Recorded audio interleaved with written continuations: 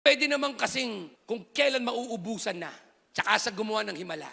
Jesus never stopped in when the supply is low. He stepped in when the water ran out. Madalas si Lord, itong ginagawa niya sa atin, this is radical for God. Si Lord, hindi ka niya tutulungan hanggat meron pa. Pero tutulungan ka na niya pag wala na. Kasi bakit? Kasi ang gusto mo, habang mauubos na, dumating siya.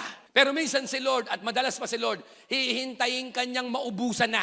Hihintayin ka nang wala nang makapitan para siya na lang ang kapitan mo. Hihintayin ka niya na walang ka na ng dasal na pwedeng dasalin at iyak na pwedeng iyakin para sabihin mo, you are my joy. You have made me glad. You are my shield, my fortress. That's how radical God is. Kaya si Lord, hihintayin ka muna niya na tingin mo, wala na. And then He will step in.